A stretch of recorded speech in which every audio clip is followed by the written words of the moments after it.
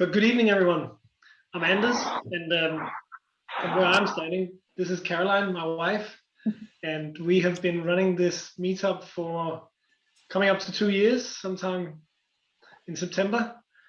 It used to be held in pubs, and then last March we went online, and it's just become a great success. It's a mixture of us sharing topics, presenting topics, and then with guest speakers. We're really lucky with our speaker tonight, who Caroline will introduce shortly. But we aim to provide a space where people interested in fire can network, can meet, can share ideas and learn, and just keep building this great movement. It's a real pleasure. Thank you all for taking time to join us tonight. We tend to, the session tends to run for at least an hour and a half, and then we just leave it open at the end so people can chit chat. Do mute if you're not actively speaking, please.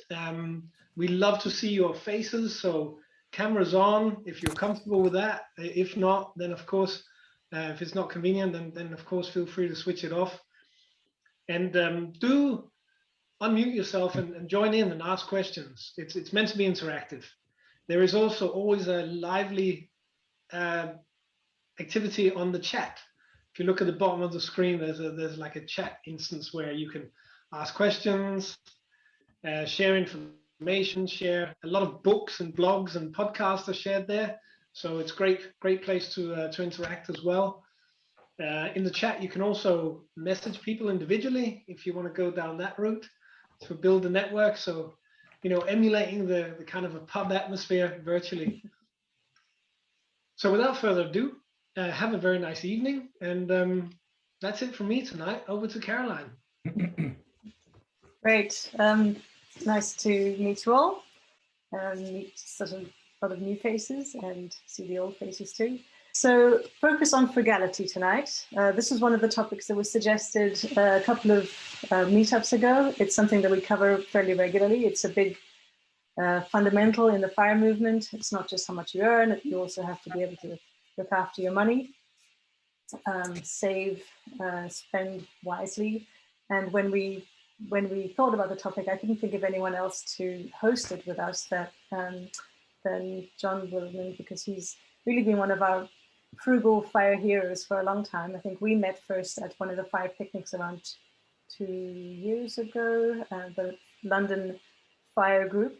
John organizes a lot of meetups there. We used to, pre-COVID, do meetups in the park, bringing our frugal fare along and all getting to know each other in person. So John was always a great inspiration and had lots of ideas. He's also going to talk to us about his Facebook group, the Frugal and Freegan London group, and really guide us through some of the ins and outs of frugality. So without further ado, I will let John take over from here. Okay. I'm sorry, I won't actually. I'll quickly kick off with the agenda. Sorry, that was the welcome. A couple of things. We'll talk about what is frugality. Frugality means different things to different people. So give your own opinions, and of course, John will give his. We're going to look at frugal tips and hacks. And something that you might have heard John mention before, frugal opportunism. We'll get a chance to find out what that is. At any point, put questions into the chat, or just unmute or raise your hand, and we'll make sure that your question gets asked. You don't have to wait until the end. Let's keep this interactive the whole way through. Okay, go for it. Great, thank you. Well, thank you for that introduction, Caroline and Anders. I feel a bit daunted doing this, knowing all the people in the audience who are probably more frugal or better at it than me, but I'll have a go anyway. So as Caroline said, nominally I run this group, Frugal and Freegan London, and it started off as a bit of an offshoot really from the London Fire Group, which I joined kind of in its early days. And I was putting content in there about free events in London and lectures and walks, etc., and free evenings and samples, etc. And I kind of thought perhaps some of the audience weren't really that interested in that kind of content. Some were, some weren't. So I kind of thought, well, there's probably enough here to form another group. So I started this group about 5 years ago, and it's quite small because I just let it grow organically, just from people who are interested, rather than trying to get as many people as possible. So we've got an active membership who share their tips and their hacks and what they do with food and DIY and crafting, etc. So you're welcome to have a look in it if you like, and if it's not for you, you can leave. And if you do like it, please feel free to contribute. So the first question, or the first point that we were going to discuss, is what is frugality? And it has a lot of connotations to many people. I think to most non-frugal people, it would mean something about being cheap, and it's pejorative, cheap, miserly, perhaps. But here's some definitions. So here we go. This is from the dictionary. Frugality is the quality of being economical with money, food, thriftiness. And there's an odd quote there as well. I don't think that's quite true, but and then obviously you can see the synonyms with it. I don't personally subscribe to those definitions. My definition is that it's wise use of resources. And Vicky Robin, who wrote Your Money or Your Life, a book that I've had a great impact on me, I think has a better definition of it here, which is frugality is enjoying the virtue of getting good value for every minute of your life energy and everything you have the use of. And I think that corresponds well with my original idea of wise use of resources, time and money and physical resources. And she obviously said that your frugality, or the quality of the outcome, is judged by what you end up with at the end, not how much money. So in terms of frugality, to me, it's about being creative. Those words about being cheap, etc., to my mind aren't the right ones. I think of creativity, responsibility.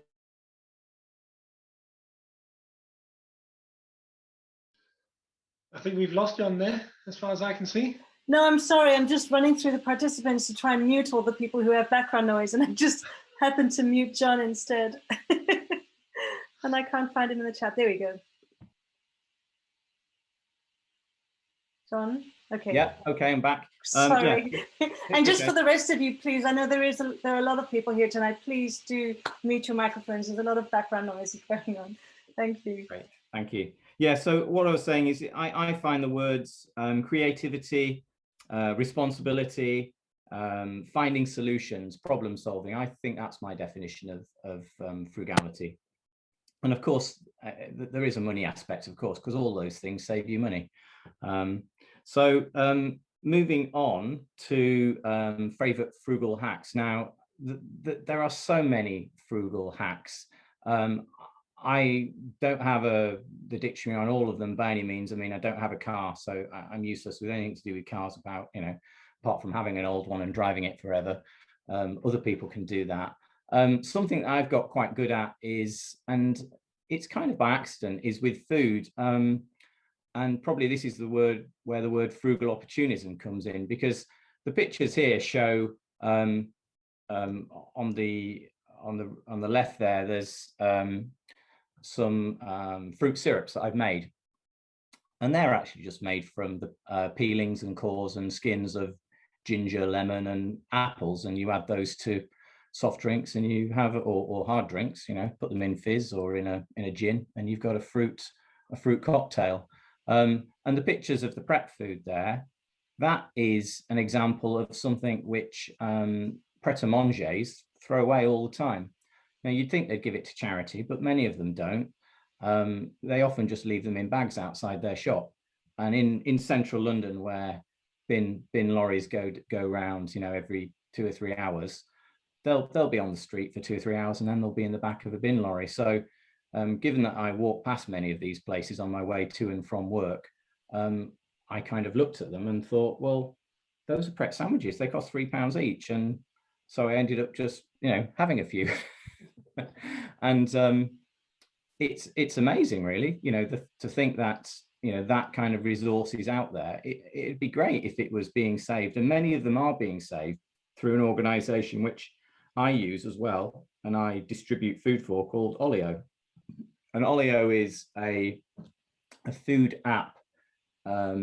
It's not exactly a charity. It is a charity, and in fact, it doesn't make money, but it's not designed to be for necessarily people in need. It's to stop landfill. It's to stop food going to landfill. So people on there will give away food that they don't want. If you're clearing out your cupboard, and you can give it away, whether it's open or out of date, or you just don't like it. But also lots of shops signed up for it. So most of the noodle bars and the sandwich shops and the sushi places are members. My local shop in Walthamstow is a member. Tesco are a member. And if you go onto the app, you can see what's available in your area. There's no money exchanged. There's no swapping. There's no favors involved. It's, if you want it, you ask for it. And if it's spare, you can have it. So, for example, last night I went to my on a Monday night, we collect from our local shop, a spa in Walthamstow, and it's quite posh because it's like a deli as well. And they gave us various pastries and croissants and creme fraiche and pots of curry sauce and things. And all but 2 croissants of that pile of stuff has gone. So that is something which we use on a weekly basis. And it probably provides about 1/3 of our food, because as a collector, you can keep a certain proportion.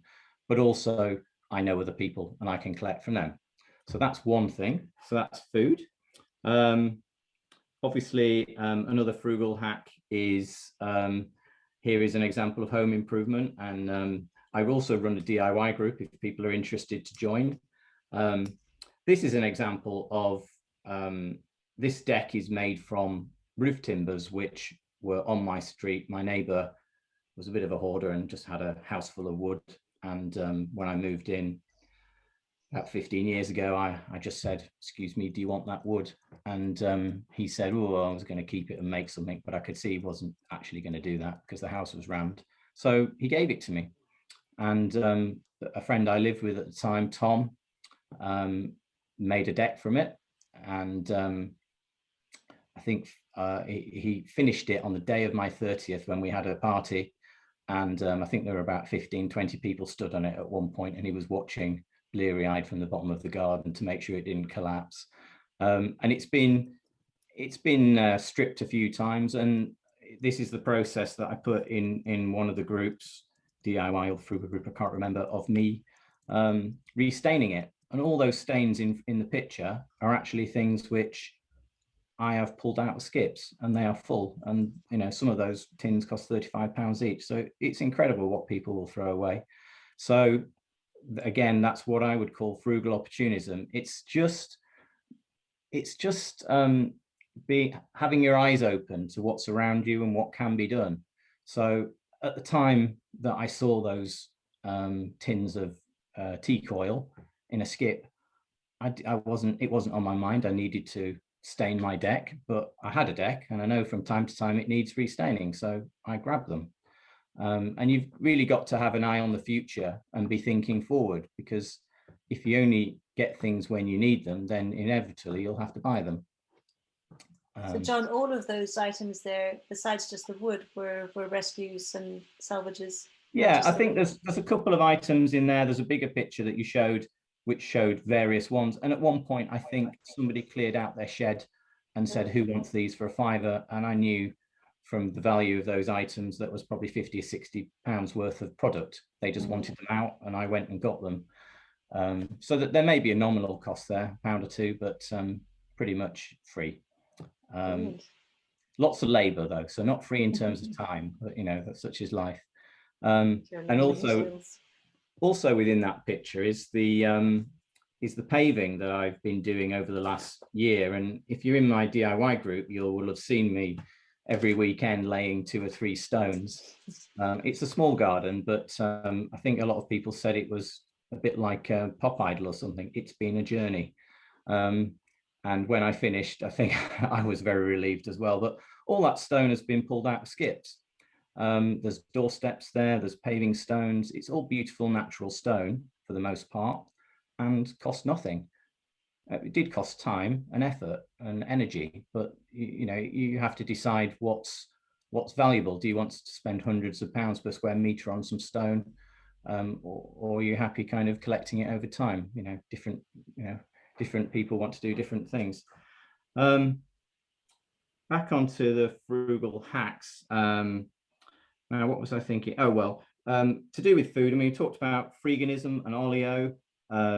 Obviously, you can grow your own if you've got an allotment, or even if you haven't. Last year, I grew tomatoes in my front garden and had a go at, as many people did over lockdown, with more people at home, growing things. So that's a solution if you want to.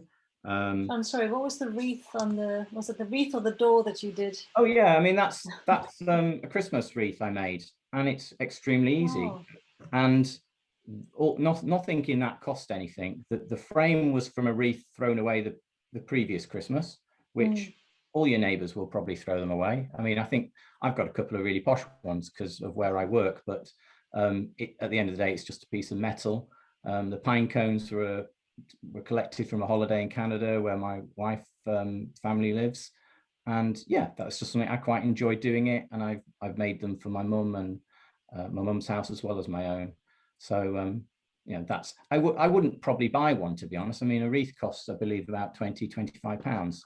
It wouldn't really occur to me to buy one because I can often make things better quality than you can buy. Nicer memories. So back on the food, cooking at home is the obvious one. Even if you're using the finest quality ingredients from Waitrose, cook at home because it's going to be a lot cheaper. It's not to say that you shouldn't go out because, you know, we've all got to have fun, but it depends what you're aiming for. If you're in debt, then perhaps you shouldn't be going out to restaurants. Whereas, you know, if you're in a good financial situation, well, why not enjoy yourself? I certainly go out to restaurants from time to time. What I would say is that when you do make a choice to spend wisely, find the best deal. You know, a lot of frugality, as the Frugal Woods would say on their website, is about preparation. It's about thinking beforehand what you're going to do and how that's going to happen. So, you know, we've been out for some lovely meals, myself and my wife, and through Groupon. And by combining, you know, an offer from Groupon with using a cashback site like Top Cashback, and any other discounts that Groupon has. Groupon usually discounts everything they've got by at least 10% anyway.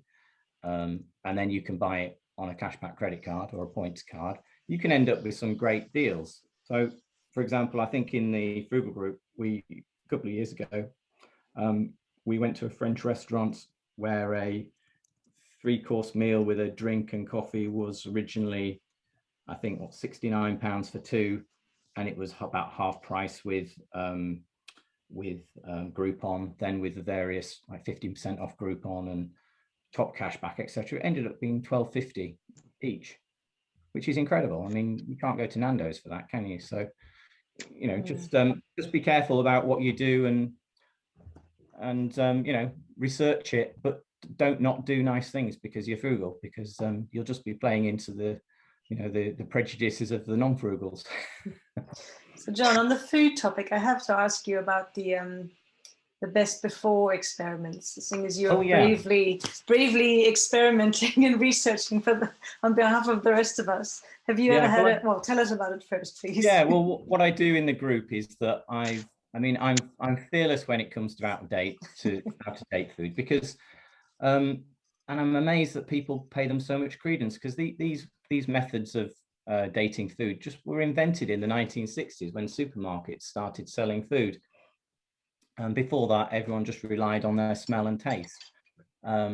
So, and now everything's got a sell-by date on. Salt has sell-by date on, which is ridiculous because it's a mineral. I mean, it's millions of years old. So it's really, I think, a terrible part of modern consumer life that people, you know, buy apples in bags and then throw them out on the date when they get them, when, you know, merely 50 years ago, people used to keep them through the winter until they turned into alcohol. Yeah. So in the group, I do various out-of-date taste tests, and some of them are fresh and some of them are dried products, but I can think of only a handful where something's been bad. I mean, literally something's been off, and it's been off rather than just not tasting great. I mean, tinned food you can eat a tinned food a decade after it was tinned. I mean, they've brought tins of food up from the ships from the Napoleonic Wars. So fruit and veg, I mean, everyone should know when fruit and veg is off. And if it's soft, then you peel it, or you cook it, or you make it into chutney, or you freeze it and have it in a smoothie. You know, there's a hierarchy of what you do with food.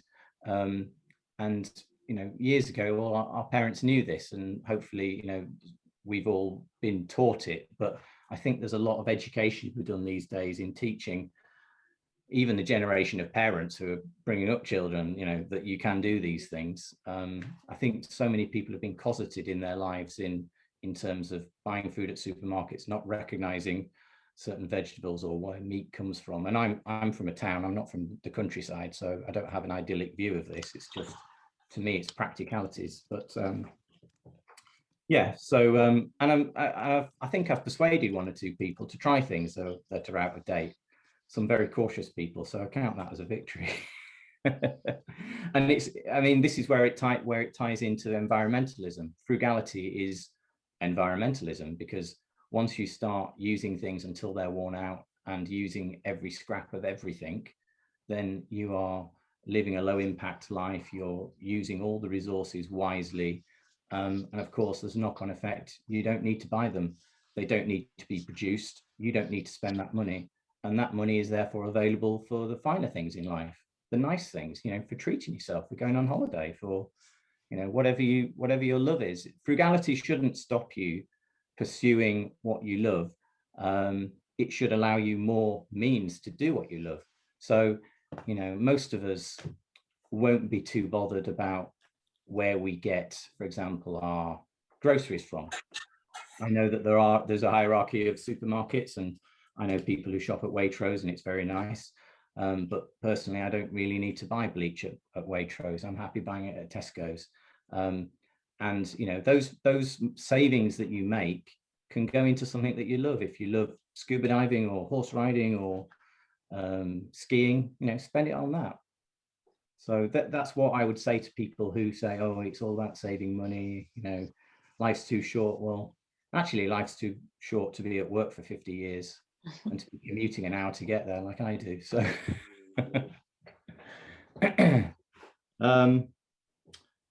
now, what else should I go on to, Caroline? Give me some ideas.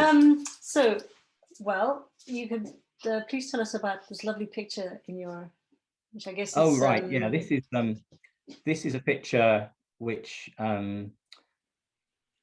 it's actually it's a picture, obviously, I agree with, because it's a wartime picture of saving things, and it's, you know, a good reminder of what people used to do. But the irony of this picture is that I found it. Someone was throwing it away, and I found it when I was on my way to get some oleo food. So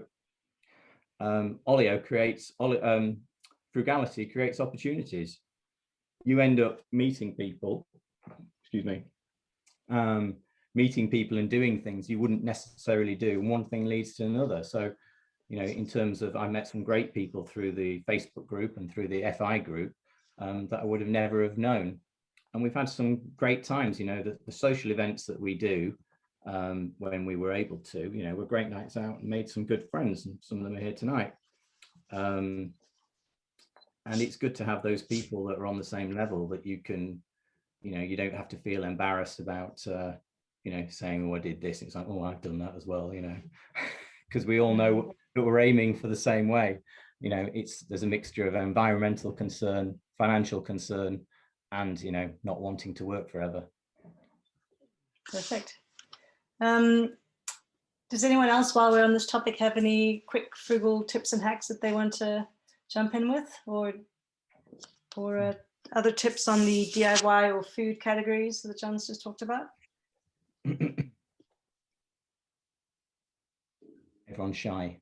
Yes, everyone's shy now. I think talking about, I mean, I'm probably a bit stop-start about this because, you know, there's so many ideas come about, but, you know, I'm lucky, fortunate enough to own a house, and we had a very falling down kitchen for ages, and I didn't really want to spend the money, to be honest, to do it. I had other things to spend the money on, and eventually we decided to spend the money, and we had quotes for a kitchen, and it was only a cheap one. It was going to cost 8,000 or something. And then in my Facebook group, another Facebook group I'm in, a sell or swap one, I found someone who'd moved home and was extending their house and selling a kitchen that was 18 months old. So the kitchen that we have is solid oak, and it cost £360. And I just couldn't believe. I mean, the one we were going to get was MDF. I hate MDF, but you know, it's affordable. But we've actually got a solid oak kitchen. We had more units than because it was a bigger house than we actually had space for. So we were able to pick which ones. It cost more to install it than it did to buy it. So that's the kind of when people say, "Oh, isn't life expensive?" Well, it can be. It depends. It depends what you do and how you do it. And not everyone wants a second-hand kitchen, but to be honest, it's 18 months old. As soon as you use it, it's second-hand. So you know, why take out a loan, particularly if you haven't got the cash? You know, when you can actually get one. And to be honest, in London, they are being thrown away on every street every week. You know, I walk past them all the time, and they're pretty much, you know, once you take the doors off, they're pretty much the same at the back. So that's just another example of what can be done. Same with appliances. My extractor hood costs £20, 18 months old. The oven costs £30, barely used. Someone gave us the fridge because they're throwing it away because they were redoing their kitchen. You know, these things have no value to people because everyone's already got one until yours breaks and you need one. So take advantage of second hand because it's such an easy way to live. And you know, furniture, etc. You can furnish a house for free if you want to. Much of the furniture in this house is antique. Well, not antique, but vintage, and it was either free or very cheap. And it actually looks nicer and it will last longer.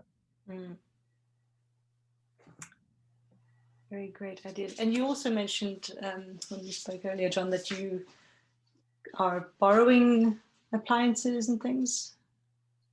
Is that do you use FreeCycle and the community apps for that?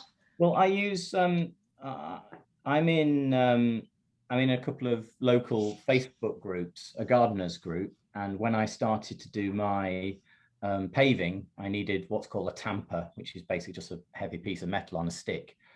And I've got a small house and loads of tools, and I didn't want to buy another one. And one of the neighbours had one. You know, it's a 10-minute walk, and I went and borrowed it. And it's the kind of thing that you use once for a long time, or you know, for a spurt of that time, and then you never use it again. And excuse me, this chap lent me it, and I kept it for about 6 months. And when I took it back, I gave him a bottle of wine, and that saved me, you know, £20 for buying it and the space to store it. So there's always people who can help you and who you can help in local groups and in networks. So, you know, I give a lot of advice in the DIY group because my trade is I'm a conservation officer, so I know a bit about old buildings. I'm currently installing a fireplace, so there's people on there asking, what do I do? And I'm like, well, this is what I did. And you know, I ask the same advice of others for things which I haven't done. I actually started it because I needed some advice on tools, and because of lockdown, it kind of boomed, and it's got, I think it's got about 1,200 members now. It's got nearly as many members as the Frugal group in about a fifth of the time. So that shows you what people are interested in. Oh, so here we go. Thank you for the reminder. Here we go. Frugal income and side hustles. So my main job, I work for a council. I'm a planning and conservation officer, but I do a range of other things. to earn money, and some of them are more for fun than money. When I'm not a big consumer, but most of the things that I buy for other people, I try and buy them via a cashback site. I personally use Top Cashback, but I believe there's Quidco and there's a few others. I've heard good things about Quidco, but I haven't, you know, I'm a bit technically stupid as well. So once I've got one thing, it's like, that'll do. Surveys. My wife does a lot of these surveys, customer surveys and research, and they can be quite profitable. Some of them you earn points with, some of them actually earn cash or Amazon vouchers. So she did one last week that was, I can't remember what it was, like an online interview, and I think it was £50 for an hour. I mean, I don't earn £50 an hour, so I think that's pretty good. And I think there's a few people who do. And the upshot of doing surveys is that you often get asked, would you like to, you know, continue this? Are you interested in doing further surveys or research? And that may involve testing a product. So, you know, on a probably, you know, weekly basis, something arrives through the post, and it's often personal care items like lipstick or mascara, but it could be something as boring as, you know, some fabric conditioner or something. I think we're using free fabric conditioner at the moment. But you know, over the years we've had bottles of wine, pots of yogurt, crisps, snacks, all kinds of cleaning products and cosmetics and lotions.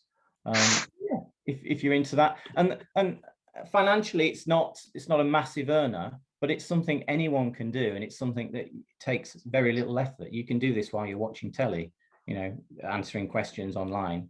It's not as if you have to give it a great deal of concentration. So what are your obligations for getting free samples? Do you have to write reviews? Yeah, you have to give honest feedback. Yes, that's it. Basically, you test the product, and sometimes it's wrapped so that you can't tell what it is. I think last week my wife received 2 cartons of either soya or almond milk, and she had to compare the two and say which one she preferred. And yeah, and you do a survey afterwards, and if you follow all the stages, you know, you often get paid at each stage, because, you know, modern life, a lot of people kind of go, they do something and start it and then say they can't be bothered. My wife always follows these things through, and some of them can take weeks. You know, I think we've got a thing at the moment that's testing our Wi-Fi speed. So there's a little box on our Wi-Fi box, and I think she got paid £50 just to have that on the box on our Wi-Fi for a month. So it can be anything. And if you know about cars or computers or phones, you know, the screening questions will get those people who are particularly knowledgeable about those areas. I applied to do one last week, which was the Barclays customers. I'm a Barclays customer. I didn't hear back, but I thought, oh, well, I'm probably, you know, a good person to go for that, because I've been using them for 30 years. So that's one thing you can do, and I think it works out quite well for my wife, and certainly works out well for me with shampoo and crisps. Do you have the names of some of these websites that you use, John? The one that comes to mind is Podengo, and there are also Populous. YouGov also does surveys on behalf of not just kind of government, but also on behalf of all kinds of research organizations. So there's 3 for a start. Going down there, points. Yeah, I mean, lots of people. There are people in the group who are expert. I can think of one person. If you get chatting to him, Luke, he's excellent on his air miles and his points, and using those for flights, etc. I'm not a great expert on that. You know, card points and nectar points are my limit. Scrap metal is a bit of a funny one. It perhaps shouldn't be in the middle there, but I used to go to the scrapyard with my dad when I was young, when we cleared out the garage, and it just became a bit of a habit that if I saw something that was valuable, I'd just, you know, throw it in the shed. And I obviously don't need, you know, the couple of £100 that you get from doing this, but I quite enjoy it. It's recycling essentially. So all those things in the pile there, that pile of stuff was worth £266. So again, that's something that anyone can do. I mean, it's messy, and you know, you have to dive in skips, so it's up to you whether you want to do it, but just another little thing, easy money earner. Commodities. Yeah, and if again, this comes back to frugal opportunism. If you're a plumber, well, you will know about this. If you're an electrician, you will know about this, and you will probably, you know, that will be a side benefit of your job, you know, having those things available to you and being in the area where those things are being thrown away. But that stuff there in the picture, a few of them samples from work, but most of it was just picked up from skips, and not skips that I looked for, skips that I just walked past when I was going somewhere. Probably most of it was on the street. The coin collecting is, it's again, that's just the fun. If I see money, I pick it up. And one year I thought, I wonder how much I found. So the next year I started putting it in a jar, and I can't remember what that jar there, what year it was from, but I think the highest we got to was £72 in a year of, you know, picking up all the change that I saw, and often sometimes there was a couple of notes in there as well. So working in central London, I obviously go on the tube, and for site visits I go on the tube, so that's where a lot of it was. You know, loose change is kind of always rolling around floors in tube stations and supermarkets and on the pavement. So again, it's just a bit of fun, to be honest. That money is still in bags up in my loft. It's never been spent because I can't be bothered to count it. But if I did count it and add it all together, there'll be a few £100 there. And Metro Bank has very nice coin machines. Oh, right. Okay, maybe I should do that. And I think for those people who say they don't have spare money to invest and things like that, well, these are the things that you can do that you would never have that money from, you know, if you just picked up change. So why not put it to one side and actually use it for something useful, even if it's just buying yourself a nice present. You know, you've got, you know, for the effort you expend, you've got to have a reward, and either the reward is financial security by investing it, or, you know, buying yourself a nice meal. Either will do. eBay, Facebook, yeah, I sell stuff on eBay. I'm a bit of a collector. I used to work in an auction when I was a student, and, you know, working in conservation, I do see a lot of old things, but I have a appreciation of what is old and how much it's worth to an extent. So I have sold, you know, in the last year we've been decluttering, and I've sold quite a few bits and bobs and pieces of furniture from the house. It's given me, the lockdown has given me the time to actually go through drawers and think, right, I don't need this. And some things I didn't even know I had.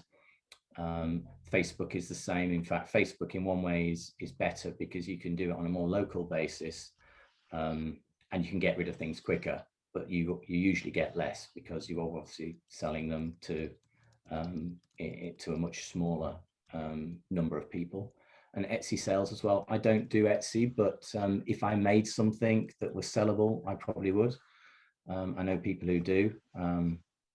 And communities of exchange, well, that's just the idea of Facebook groups as well, and organization like Let's, which is a local currency scheme, and WhatsApp groups for your street. You know, we're all swapping things. People are having clear outs and leaving stuff on their walls and saying who needs a bookshelf and who needs a desk. Well, I do. I've got 3 kids in the house and they're all trying to work from home. So there's all these things that can be done, which mean that you are both lowering your impact environmentally, but also just using up things which already exist. And, you know, it's a win-win. Somebody gets rid of something, somebody gets something they need, something else isn't bought or created. And these are, you know, more on the lean towards side hustles and income than typical, you know, money savings that we normally associate with frugal. But I think it's the same mindset, right? I mean, if you see something, you know, a penny in the street, you're going to pick it up. That's frugal as well as a side hustle. If you pick up a penny in the street, you are paying yourself £18 an hour, because the time taken to pick up a penny on a pro rata basis would earn you £18 if you picked up, you know, a commensurate number of pennies that you could fit in a minute and an hour. So it's mad when people leave money in the street, I think. But and don't feel icky about it. I mean, people, the money that you find in the street, you know, the stuff that you're handed in change from the supermarket has been through the same number of people. Yeah.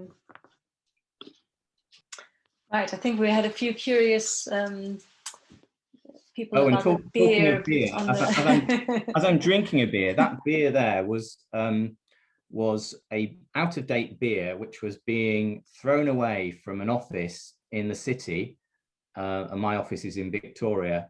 So I went 2 stops with my rucksack and rescued about 50 bottles of Pilsner, which a lady who's in the Frugal group said, you know, we're going to pull these away, to be honest. And I went, I'll have them, thank you. Well done. That's a good deed. And that's the last one, right? Was that the last one that you there? I don't know if that was, I probably was the last one. Yes, because I do remember kind of doing a couple of posts, you know, oh, this is my last beer, and it was rather nice.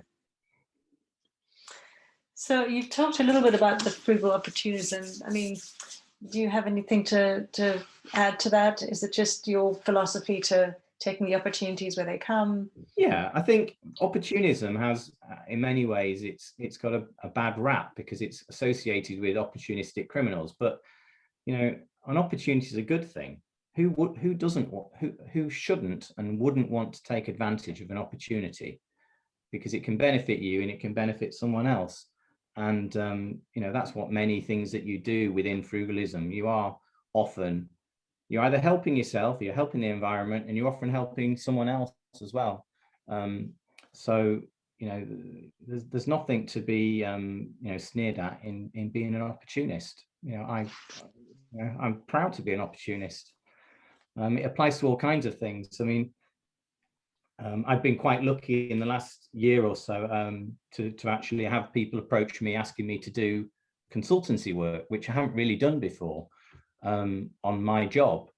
And I think, you know, that how did I find that opportunity? Well, a lady who's an architect, I met her on a free walk that I'd advertised. I mean, I knew about it, but I'd put them in the Frugal group. There were architecture walks. I love architecture and historic buildings. There was some free walks being organized by the Society for the Protection of Ancient Buildings. And I went on a few and got talking to people there. And, you know, I said to one lady, and, you know, very nice to meet you, and sent her my email. And then it was 2 years later, oh, John, I think you said you're interested in doing private work. Well, I've got this person who needs X advice. And so you never know what can result. You know, that wasn't my intention. It's just, you know, and it was 2 years later. So, you know, you can meet all kinds of connections by just getting out there and ultimately, you know, getting involved. And, you know, what goes around comes around, basically. Great. All right. I think that's a brilliant introduction. It's probably not even covering half of the things that you could be telling us. So I'm going to open up now for a Q&A and just get a couple of questions from the floor before we move on to some other discussion topics. Sure. Anyone like to unmute yourselves and ask John a question? Are you curious about any of the frugal side hustles he's talked about, or the DIY projects?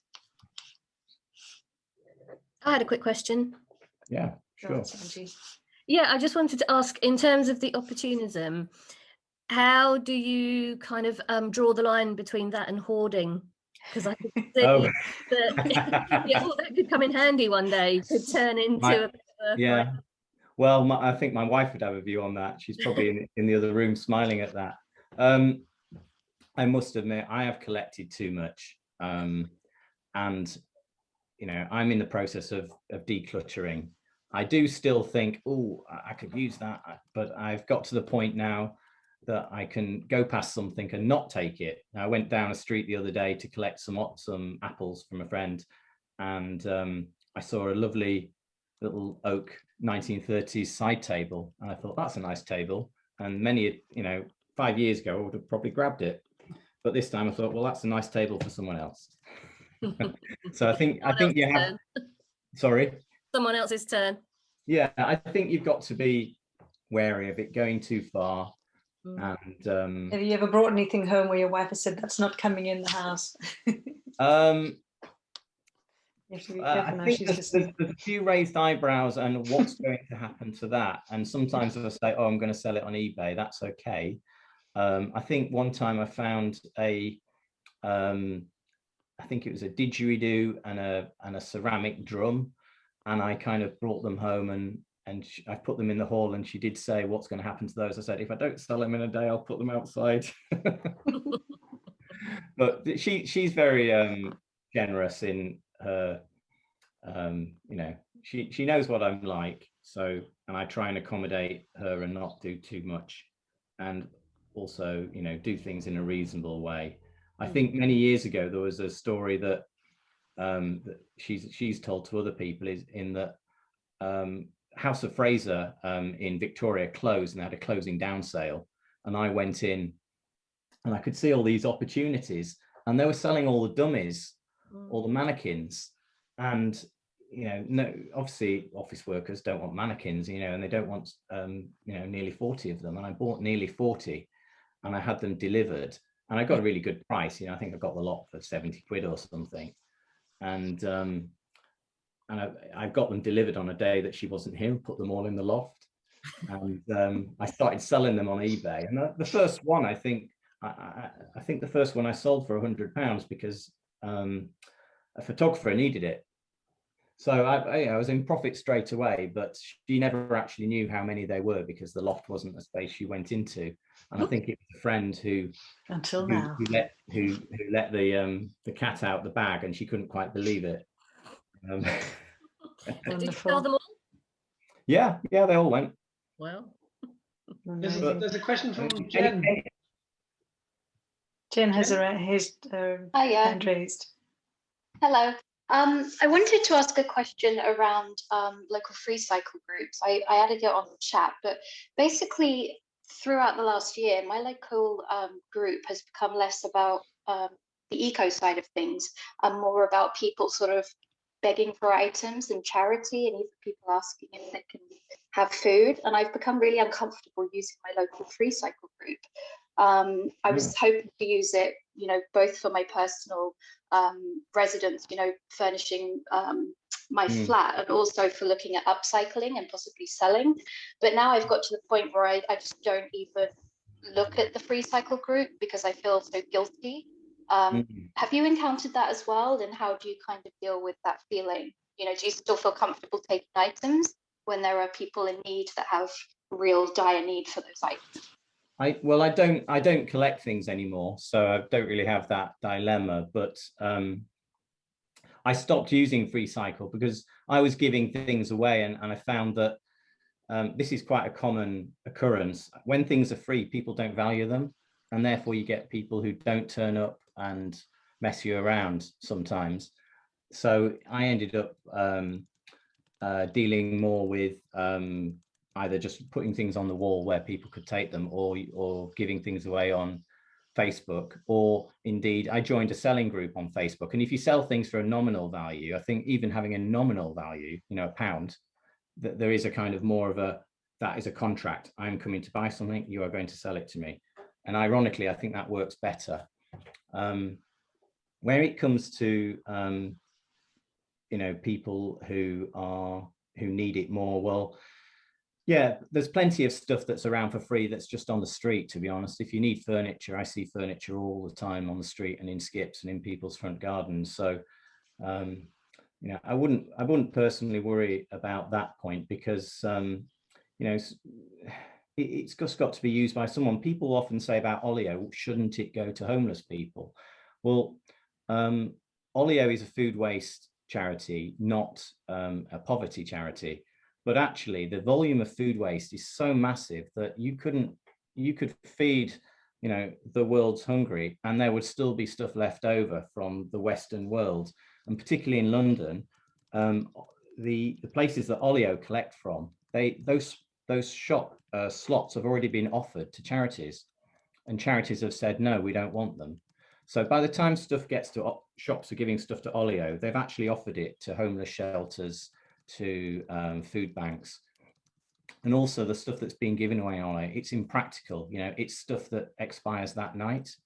You know, someone from a food bank can't go and collect something at 10 o'clock and give it away before midnight. So you shouldn't feel bad about using, in particular, food, because there's so much of it, and the charities have their pick of what's available. And to be honest, even when it comes to oleo, we sometimes have stuff left over. And oleo says you can only... We've lost some audio. Only give it out, and people have been coming. If I had those midnight, well, I don't think anyone would come before midnight to collect a pot of creme fraiche. So I hear it's very noble to consider that, Jen.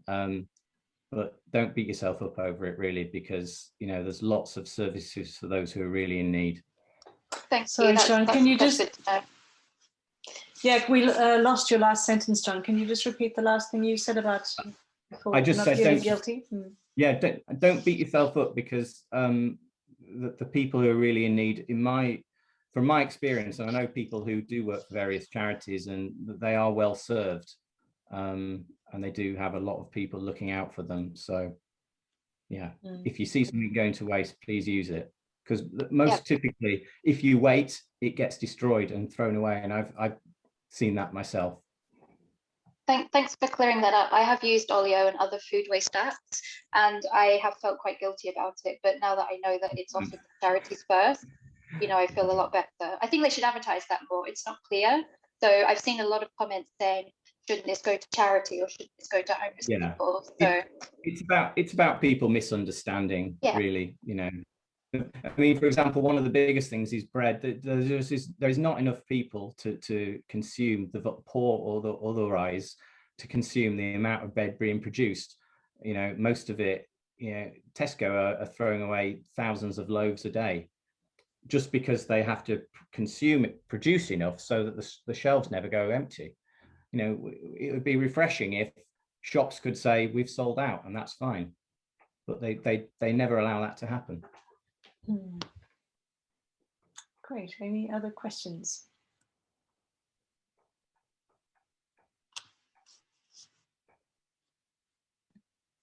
Could I ask a question? Jason, please. Can you hear me? Yes. I can, Jason. Yeah, go ahead. Yeah. I just wanted to touch on this issue with environmentalism versus financial well-being. And it's something Professor Tim Kasser is a big exponent of this area. And I just wondered if you could just give me your views, John, on how the two things can become very extreme, but actually they don't need to be, because they're obviously symbiotic. I just wonder what your thoughts are about those two sort of ends of the spectrum, as it were. Do you mean being so frugal that you don't consume anything? No, I mean there is this obviously overconsumption is an environmental catastrophe, right? And we know that people consume more, and we're all guilty of it. But also being frugal and being thoughtful with your spending and consumption is good for your finances, because, as you know, you need less. Yeah. And I'm just trying to say, I see some people who are very, very focused on the environmental side, but they've still got terrible finances for some strange reason. Yeah. Versus people who are consuming a lot, or not consuming a lot, but they're holding money, as it were, as a result of their frugality, far more than they need. So in other words, it's just this dichotomy between the extremes. That's what I was interested in your thoughts. Well, there has to be balance in everything, doesn't there? I mean, but money is essentially there to be spent. I mean, even after you invest it, the point of having money and it growing is so that you can spend it on something. If it just grows forever, then and is never spent, and it's pointless. So I can understand a lot of people in fire. They go through a phase where, you know, they discover fire and they want to get to that goal, and they become very frugal, and it can lead you to making choices which don't increase your happiness. They can detract from your happiness. And I think we've all done it. I know I've done it. I thought, oh, I'm not buying that because, and then after a bit, hopefully you chill out and you kind of get a greater balance. The shame is that when people continue that through their entire life, and you end up, you know, with you know, pots of money and, you haven't done anything with it. So money is to be enjoyed. And you know, I absolutely believe that frugality is not about sacrifice, it's about choices. It's about making choices for something better than the alternative. So, you know, rather than having a 48-inch telly tomorrow, you know, now you might wait, you might, you know, be happy with the one that you've already got until it breaks down and buy one when they're cheaper in 5 years' time. And in the meantime, that money has been invested, or you've spent it on something which gives you greater happiness. I think Mr. Money Mustache and all the good podcasters and bloggers, you know, will say it's about happiness. You know, ultimately, everything you do should be with the aim of making yourself or other happy. And if it isn't, then why are you doing it? That should be kind of the question that you raise. And the people who have the kind of the slant on it of, I won't spend any money because I want to have loads. Well, you've got to kind of, what's the point? Yeah, Whether that's it's not necessarily, and yes, it might be great for the environment when you're not producing things, but ultimately our consumer society generates wealth for the things that we want. You know, the fact that people go to the shop and buy things creates jobs, creates people who earn income, who pay taxes, who then support the NHS. So, you know, you can't, you know, everything exists for within a reason, and it ties into each other. If everyone lived in a cave, then, you know, we'd all be pretty sorry for ourselves, wouldn't we? Very interesting discussion. We're going to come back to that question of I don't know if that answered your question, sustainability Jason, anyway. of the planet too. I have another question if no one else has. I think a lot of what you've said tonight, John, it reminds me of, you know, when we talk about our parents' generation or the grandparents' generation, just the stories that they used to tell us, and, you know, the community, and going out and meeting people and exchanging things and asking your neighbor for a cup of sugar or whatever it is. I mean, is it that sense of community as well? And do you think our parents were all frugal and somehow we've just lost it, or?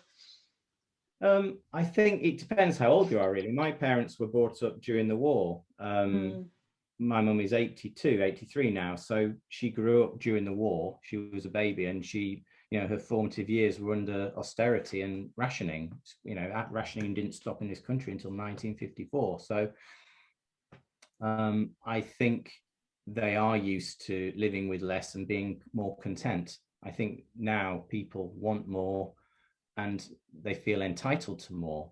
And there's, you know, whether that's right and wrong is perhaps for debate, but I know that I was brought up, you know, in a way that, you know, things were repaired, you know, holes in trousers were sewn up, and, you know, furniture was, my mum pulled furniture from bonfire piles. Not some of it is still in the garage, so that's where a bit of the hoarding comes from. But yeah, I think they were better at it, and because they'd been taught better, and slowly over the years, some of that teaching dissipates, doesn't it? And there are people now who can't cook for themselves, for example, and that's a life skill. You should be able to cook. You know, there are basic things. Everyone should be able to wire a plug. Everyone should be able to cook a meal. If you've got children, you should be able to change it. I've got children, but I've changed nappies. You know, you should be able to change the oil on your car, etc., etc. These are all basic things which everyone should be able to do. You know, paint a room, etc. I think it's really important to have those skills, and there's nothing mythical about them. If you haven't got them, it's easier to learn them now than ever before. I mean, we have this thing called the internet. It's absolutely amazing. If I don't know how to do something, I either ask someone who's, you know, wiser, or I just look it up on YouTube. Yeah, I wonder if we romanticize what, you know, the other generations were doing. I mean, maybe they didn't want to be scrimping and saving, and it was a wartime reaction. Yeah, they probably didn't, but, you know, that was the situation at that time. But then again, they could leave school and, you know, go straight into a job. You know, you didn't necessarily have to go to university in order to actually get a decent job. You could get a normal job and buy a house by working in a manual job. Then you can't do that now. So they have pros and cons, Right. And I think also the have you read Scarcity, Quit Like a Millionaire? I think quite a few people are big fans. The Christy Leung. Is that the Christy Leung and Bryce? Yes, Bryce I have. Yeah. I remember the story she told about, growing up very poor in mainland China and having a scarcity mindset where, she would hang on to something as ordinary as a Coke bottle. But then she went into a crazy spending cycle after that, because if you've had a scarcity mindset for a long time, all of a sudden you want to go out there and spend a lot. So possibly our parents all brought us up thinking, go and buy, because they didn't have the things that I've done it myself. I think we all do it to a lesser or greater degree when we become adults. You get a job, suddenly you've got money. It's like, wow, I can buy things. And I did when I moved into my house. I kept buying, kind of walking across the road to House of Fraser and going, oh, I'll have those candlesticks. Oh, I'll have that cutlery set. Oh, I'll have the, whatever it was. And some of them some of them I've still got and I never used. And it's only with hindsight afterwards, it was a bargain, but it's not a bargain if you don't use it and you don't need it. But I've made as many of those mistakes as other people. So I wouldn't say I'm perfect by any means. I'm not. I see the error of my ways, and I, like most people, to err is human. So we all do it, but just try not to do it forever. Otherwise, you're really stuck. Excuse me. You had a question? Yeah. Sorry, Anders. Yeah, I think. Sorry about the pronunciation. Is it Chua? Has a question? No, it's Katie actually. I'm with Katie. Hi, I'd like to ask, because me and my partner have very different spending habits, and what I've noticed with him, he would buy something that he would need, and he would need it long term, but he would sell it as soon as he uses it, without thinking, okay, this is something I need long term. So when he would sell it, then he would need it, and I have to buy that again. So how to deal with that? Well, I've never heard of that, really. I mean, that's the excuse for hoarding, right?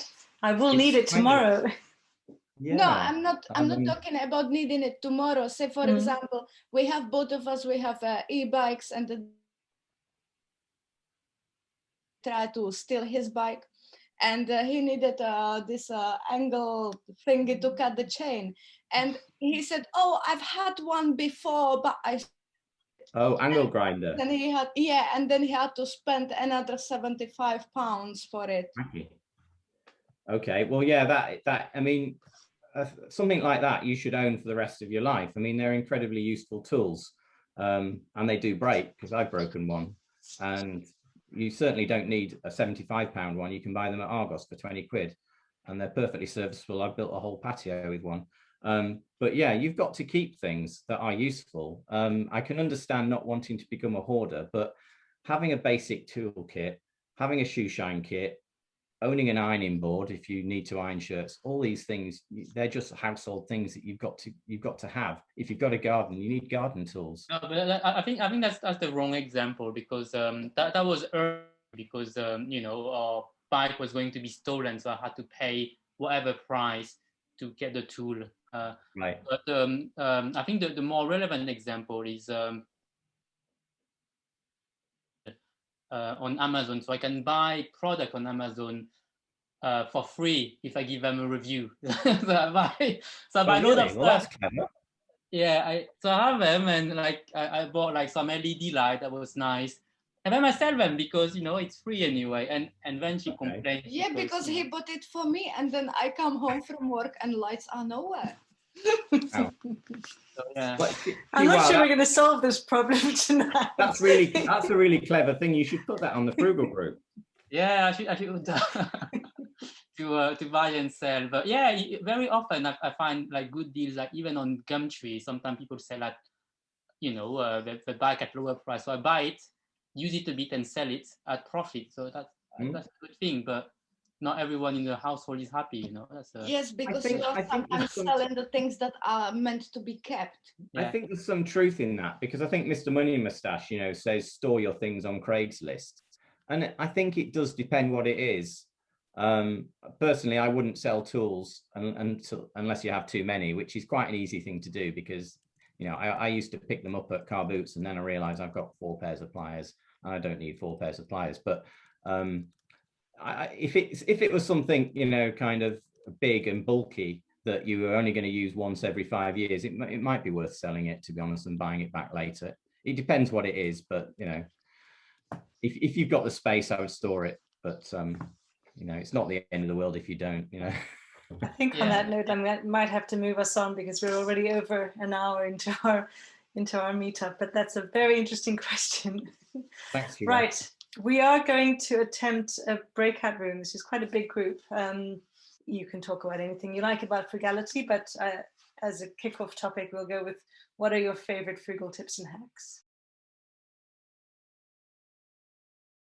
Favorite frugal tips and hacks. Hello, we're back. Brilliant. Would anyone like to feedback some of the tips they shared in their room? I'll go ahead. We discussed a lot around cooking, batch cooking, cooking with vegetables over meat, and also looked at how that played out. I asked a question about pet food, so I got a really good tip about mixing oats into raw food to you know, cut down on costs. For dogs, but I think that was cats. Yeah, it was a dog hack, but I thought I could definitely look at it for my cat. And just things like that. Be more mindful of how you're using food and, you know, preparing. And it's also good for eco, money-wise, and health-wise. So 3 birds with 1 stone. Thanks to my breakout group for giving me the tips. Well, that's a good one. If you're in the frugal group, or you want to join it, you know, share that one. That's a good one. Definitely. Yeah, I tend to buy bulk cat food from a site called Zooplus, which some of you might know about. They do really good value and good quality as well. Apparently, there's a lot of cat food produced in Sweden and Germany. For some reason, they have great quality, great price foods. Any other great frugal tips? But we talked about comparing prices on utilities like phone contracts and broadband and that sort of thing, and the importance of shopping around. Although I've noticed there's fewer deals around at the moment. I used to change my broadband provider every year, but I've given up for a while, since I can't seem to bring the cost down very much. No, I think this is the first year I have not switched our energy provider, because they're probably finding that with all the comparison sites, it's they will all settle on roughly the same prices anyway. Great, let's move. At home comparing prices, I suppose. Right. Next question. So we've talked a lot about, you know, the positives of frugality, and of course, I think in general it is a fantastic approach to life. It's not for everyone, perhaps, but I think a lot of the problems with frugality are how it's perceived by others. And we looked at some of the definitions in even the dictionary. It tends to be quite negative in the connotations. So I wondered, have any of you had any? Is frugality just a case of, or do people not follow frugality because they're concerned about what others will think about them? Is there a perception of, you know, that you're a miser, that you're not well off if you are frugal, if you are taking home, you know, wasted food or picking up food outside Pret? Or do you think it will become something which is more positively seen these days?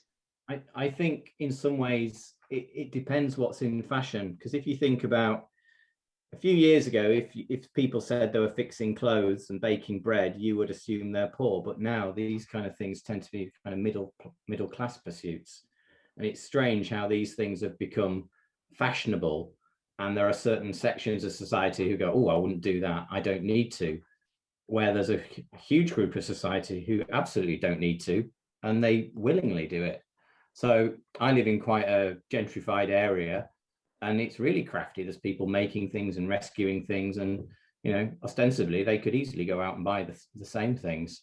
So I think it is about perceptions and what's fashionable, and there'll always be some people who won't do it, and always some people who aim to do it. I have very little embarrassment, so I do various things, and you know, I don't care if you know, people think I'm poor, or you know, I care if people think I'm cheap, because I'm not. But you know, I think if people think you're poor because you're doing something, that probably says more about them than it does about you. I think the whole rise of this wonderful FIRE movement reflects the fact that more and more people are realizing that if you just follow the Joneses, you are going to be working to a very late age, and you may not have a very comfortable pension. And once people sit down and do the maths on where, and do a plan of where they're heading financially, they realize that they better start saving. And if you want to save up and want to have a comfortable retirement and later stage of your life, I think frugality is a must on some stage. I think it's a must. And then once you have that mindset, frugality doesn't become a sacrifice. It's I mean, for Caroline and I, it's almost like a hobby. It's like fun, you know. Well, yeah. I think it's very rewarding. Like John, what you've described today is like a passion, you know. It's really inspiring. So I think you always, with these things, got to keep that big picture. I think it's also because we're probably older and less inclined to be embarrassed. I think when I was, you know, younger, I was listening to a podcast or a book by the Broke Millennial, another American blogger, but she was talking about, you know, advice for young people who go into restaurants and, you know, with a group of friends, and there's always this awkward moment about how do we split the bill, or getting a round of drinks, you know, and you're very conscious about that when you're that age, not to be paying your part. But now I guess we're less concerned about what people think of us. Yeah, there's always a balance, isn't there? And as well, what I want to add, many years ago, all people being frugal. If you look in the 70s, 80s, especially maybe 60s, 50s, you know, when it was after Second World War, people being frugal. They done a lot of things. They for example cook the whole meals, or you know, they never waste the certain parts of the animal. You know, if the animal was slaughtered, it was done in the way which was respect. These days people just buy the chicken and just throw away the, you know, half of it. And you know, people think that that's animal giving the life, and the certain things was different.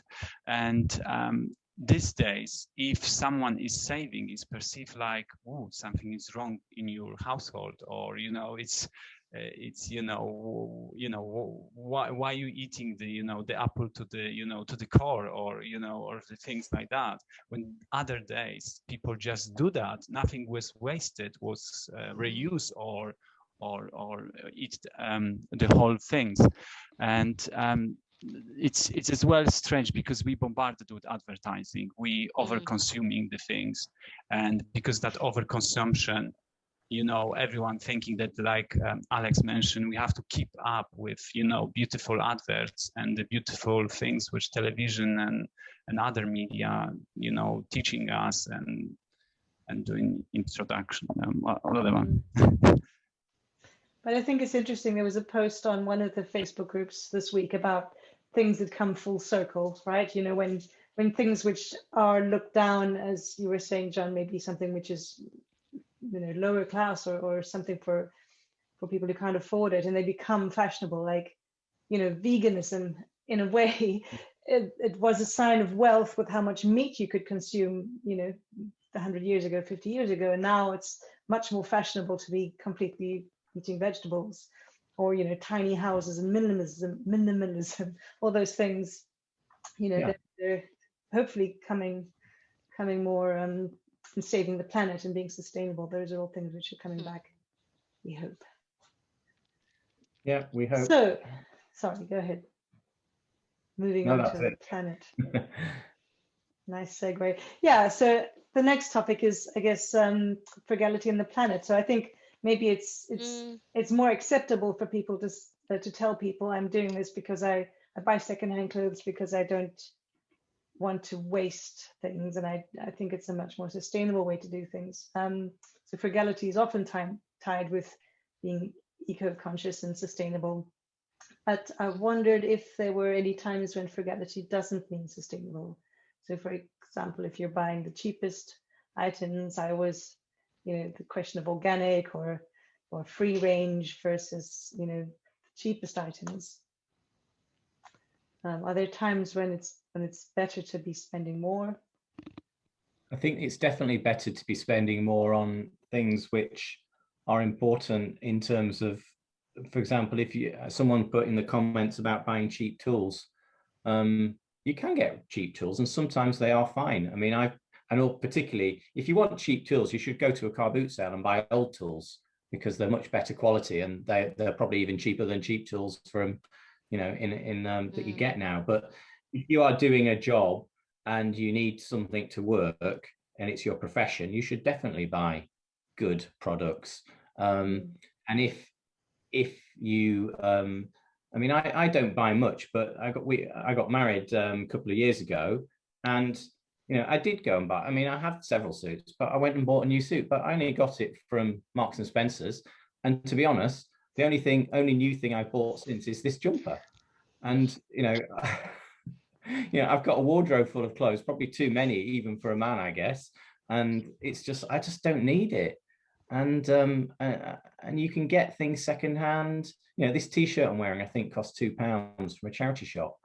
You just don't need to buy new stuff. But if you buy cheap stuff, it just falls apart, and that's the problem with fast fashion. Because everything's so available, a lot of the stuff that goes to charity shops, it's still got the labels on because people haven't even worn it, and that's really sad, I think. Because that then goes to the third world to disrupt an economy where they used to make their own clothes, and now everyone's wearing Western clothes because they're so cheap. And you might say, well, that's fine, but what we do here has impacts not only here but elsewhere. Any other questions or comments about frugality and sustainability? Is it the way we're trending? And I guess we can take it as a rhetorical question, right? I think I would just add on that point. One of the things about frugality is about self-reliance, the ability, for example, to know how to do basic repairs, how to change the plug, or do something a bit more than just give up and throw it away and buy a new one. And that's probably more about the sustainability, but obviously that has a financial benefit. But I think it also has a well-being benefit as well, because it's definitely more satisfying, I think, to know that you have managed to repair something, that you have managed to resolve the problem, and that you actually still own the device. I agree. Yeah, I think that's an excellent point, because I've done things which I've never done before, and and afterwards I was like, oh, I feel quite, I feel proud of it. People on the DIY group are probably bored of seeing my paving, but I'm very proud of it. And it's a small project, and it took me a year, but I did it. And I didn't know how to fettle the edge of a piece of stone until I looked it up on pavingexpert.com, and things like that. And so none of these things are particularly hard. you know, and to be honest, if you make a mistake in your garden, so what? You know, it's just the garden. It's not kind of that your house isn't going to fall down. So yeah, I think, and I think A, you get a sense of pride, and B, you also feel comforted by the fact that that is a thing that you can do for yourself. You're not helpless. You know, I hear from people in the DIY group, and the aim is to help people know how to do things, but they're wanting recommendations for people who can, you know, fix a gutter, or, you know, put a piece of wire onto an air brick. And it's just like, well, that isn't the point of it. The point of it is to do those things yourself, because they're dead easy.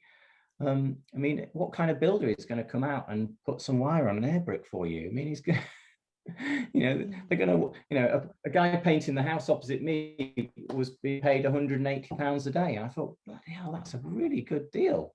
But, you know, he's got a skill that other people don't want to do themselves, and fair play to him. But I'd rather spend that £180 on, you know, an amazing holiday, or cocktails, or anything. Yes.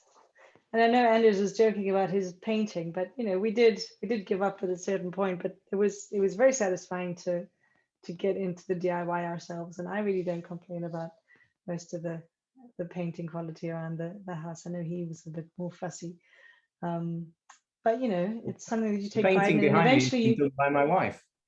And the painting behind me has been done by my wife, and it's great. And it's a beautiful job, isn't it? And she's just, yeah, and she's just doing it bit by bit. You know, she's not kind of for days on end painting. She does a few hours and then she stops, you know. And if there's a point where, you know, you have something else and the opportunity cost is too high, so you have to be working, you can always make that decision to, you know, to get someone in. There's no point in trying to do everything and just running out of time. But we do get people in. I specifically get people in to do things that I can't do. So I got an electrician in to fix a problem that I didn't know how to solve, and I got a joiner in to put a door frame in, because, you know, it would take me days to put a door frame in, and when you see a professional at work, they do it in 4 hours. But I don't need a professional to you know, to run a roller up and down a wall, or to clean my gutters, because that's dead easy. You know, if you're able-bodied, etc., you know, we have to account for people who can't. But and whenever I get a tradesman in, I do the easy bit. So if the door I got replaced, I took the old one out, and I can guarantee you I did it with less mess than they would, because, you know, when the tradesman's in a rush, they just knock things about, dust goes everywhere.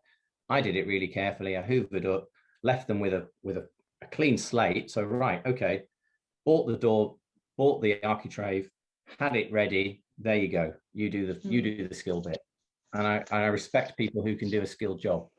yeah, and just having that knowledge yourself means that if you do have to get a plumber or an electrician or somebody else in, you're able to choose a good person, and you're also able to evaluate the work and know when they're overcharging you, just because you have that knowledge, right? Even if you didn't do it yourself. Yeah, well, to be honest, half the reason why I do a lot of things is because I've had some bad experiences with builders.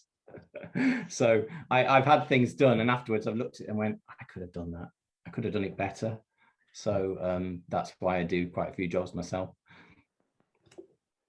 Nice. Let us move on. We'll spend it very quick on this slide. This has come up before. I'm not sure it's a real argument, but actually, I'll hand it over to Anders at this side. He has a better story than me. Well, when we first got passionate about this movement a few years ago, I remember having a dinner or a beer with a friend on one of my trips to Denmark, and I told him about, you know, this whole movement, and he said, "Yeah, but that's not good. You know, if everyone stops spending, all the retailers are going to go broke. It's going to cause mass unemployment." And I was gobsmacked. I had really not considered things from that angle before. So I thought this slide was funny because I know the argument exists, but I had not expected it there. And a lively debate ensued, and I wonder what this group thinks about that argument. Any thoughts? Yeah, do we have a duty to support our index fund by by going out there and spending?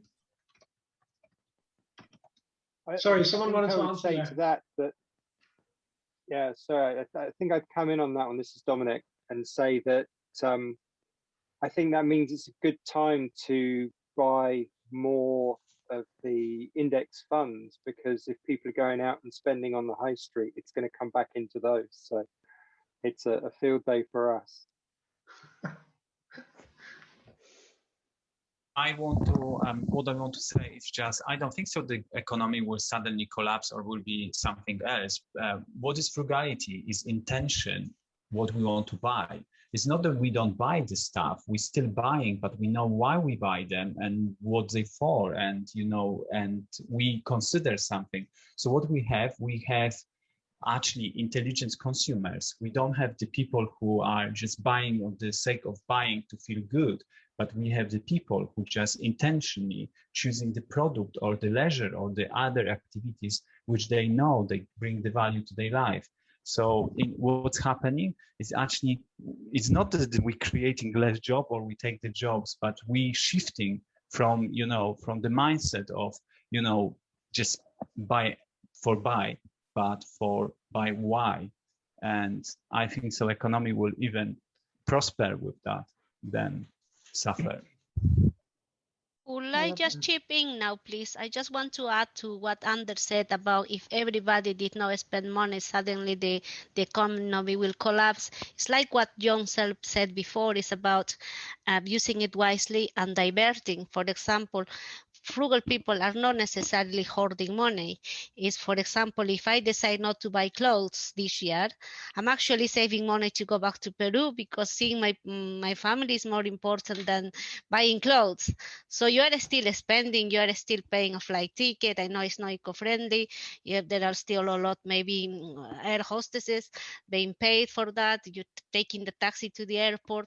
There are lots of things, you know, you just spend your money in things you like it. Like John said about, for example, you may not buy things your friends buy, but you may spend your money going out drinking cocktails, which is, you know, if that's what gives you pleasure, then so be it. But it's not about hoarding money.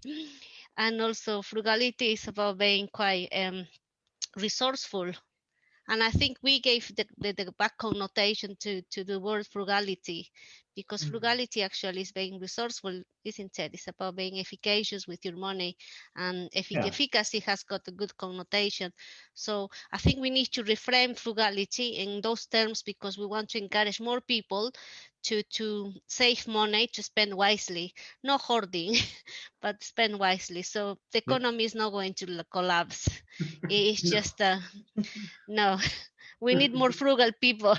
In fact, Yes. yeah. I know you. I'm preaching to the choir here anyway, so.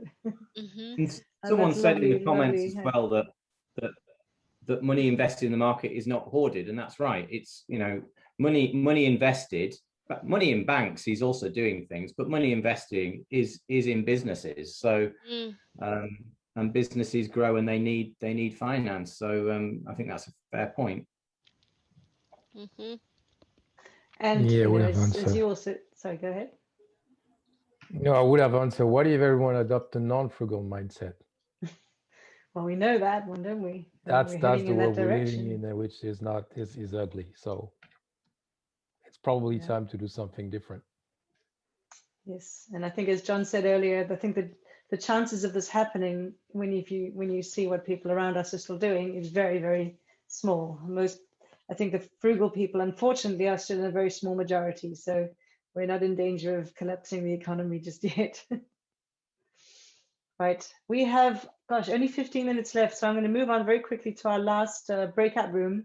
And this is just a free for all. I'll keep this one open for 10 minutes or so, and then we'll do a wrap up. But you can discuss any of the topics we've talked about tonight. One thing we did not touch on is